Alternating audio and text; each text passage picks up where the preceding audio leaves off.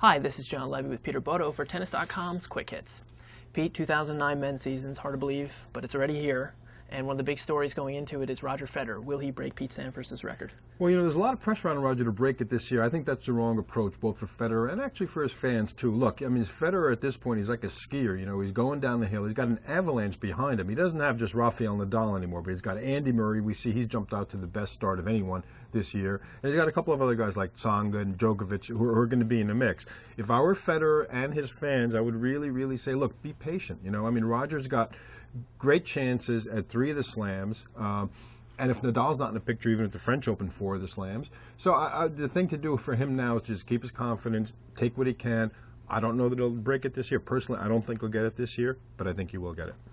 We've gotten accustomed to Federer and Nadal kind of sharing the slams. Is this going to be one of those years where 4 different guys share the slams?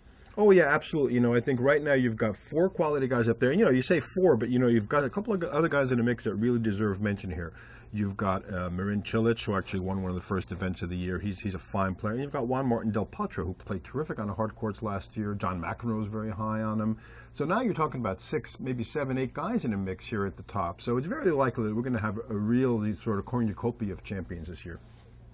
Now, of all those young guys you mentioned, which one of the group do you think has the best shot of winning his first slam this year? Well, look, is there any doubt about it? Andy Murray. You got to give Andy Murray the nod. He stepped up great in that U.S. Open final last year. He just built on that from there, and his momentum going to this year has been terrific. So you got to give him the nod. Beyond that, I think your probably next best pick is Jo-Wilfried Tsonga. People forgot that he got injured last year. He fell a little bit off the radar, but Tsonga is a tough player. He might even beat Murray to the punch because he had a great Australian Open last year. He's the sort of a defending finalist, so we'll have to see.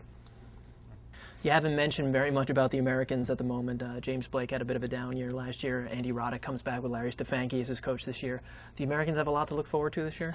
Well, it's funny. I think, with selection of Larry Stefanki as his coach, I think Andy's made his last big move realistically to get in the mix, get back in the mix, be a top 5 type player, top 4 player who's going to win slams. Both these guys are top American contenders. Andy Roddick and James Blake have a little bit fallen off the pace this past year. The good news for American fans, though, is that Sam Querrey, this is his year. He's going to have to kind of really do it this year. He's going to have to make a move. He doesn't have to win a slam necessarily, but he's going to have to lift his game, get up into that top 15 type territory. Then it will probably be in good hands. And if Querrey brings a little bit of pressure on these guys from behind, it might actually force them to elevate their games too. And maybe that's just what they need. That wraps up Tennis.com's Quick Hits. I'm John Levey with Peter Bodo.